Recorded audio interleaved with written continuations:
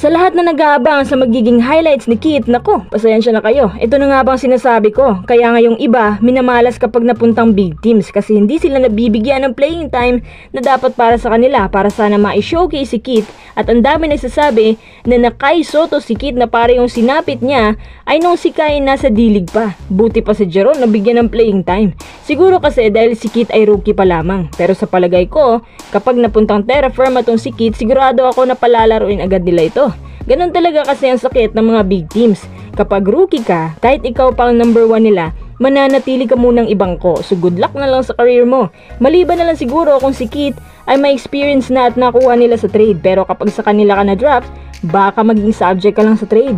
Kahit nga si Coach Tim, ito talaga ang ginagawa niya. Kawawa yung mga rookie sa bench kasi makakaubos lang ng maiinom. Dahil sa nangyayari kay Kit, marami tuloy ang galit kay Coach Gallant. Mukhang kukuyugin na nga nila.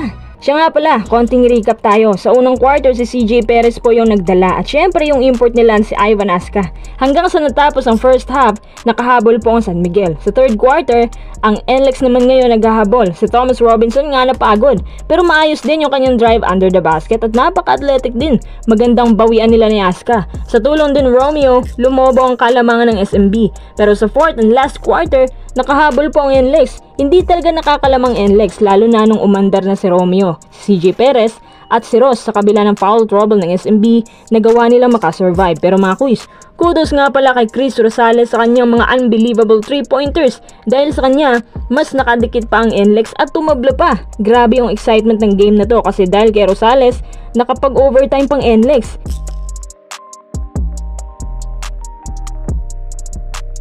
Meanwhile, sa may bandang gilid, si Kit Jimenez panood-nood na lang yung muyo ko tsaka pasilip-silip sa game. Minsan nag-cheer dahil ang laban na yon kinonsidera na crucial win kaya wala na silang ibang pinapasok lalo na sa first game pa nila.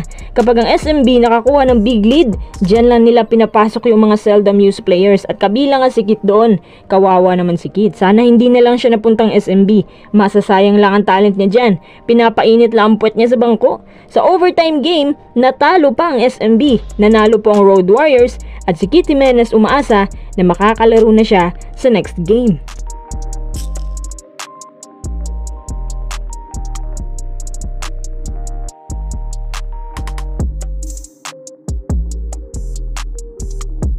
Pangalawang update, ang player na mataas ang kalidad kaya nag-number 1 sa draft na si Stephen Holt ay sinasabing nagiging bust daw sa draft dahil sa nangyayari sa kanya ngayon sa Terra Firma Jeep. Kung titingnan mo nga highlights ni Holt, talaga namang hindi masyadong nakakasatisfy yung mga pinapakita niya. May mga times pa na parang hindi alam ni Holt yung kanyang gagawin kasi parang sinasabi nito na hindi siya sanay sa Philippine style na basketball. Hindi niya masyadong alam ang system o hindi lang talaga niya nakabisado yung nilalaro ng kanilang core. Kung pag-uusapan natin yung ibang player na naging bust sa Terra Firma, ang magandang halimbawa dito ay si Joshua Monson. Si Monson na hindi pa nga nakalaro sa Terra Firma noon ay na-injure na. Sa naalala ko, si Monson ay nag-number 1 sa draft at hinahype pa ng mga tao kasi parang Romeo din maglaro. Pantapat nga raw ito sa kanya. Kaso pagbalik niya sa court, nako, nagkaka-average lamang siya ng 10 PPG. Minsan hindi pa nga umaabot ng 10 PPG. Kaya ang nangyari, na-trade din siya sa Northport at yung nilalaro naman niya sa Northport, hindi rin naging maganda. Sa palagay nyo, ito rin kaya ang mangyayari kay Stephen Holt? Maaga pa naman ang conference pero parang tanaw mo na kung totoo na hindi lang niya kabisado ang Philippine basketball. Abay sana maka-adjust na siya agad kasi malubhang kailangan ng Terra Firma ang support, especially na mataas ang expectation sa kanya. May mga espekulasyon din na baka sinasadya raw ito ni Holt para ma-trade siya in the future. Talaga ba? Ang malas naman ng Terra Firma sa kanila nga number 1 pero ganito naman ang performance. Sabi nila, galing NBL yan. At mula mismo sa bibig ni Holt na marami daw siyang offers mula sa Europe. Pero hindi niya tinanggap at tinanggihan niya para lang sa PBA.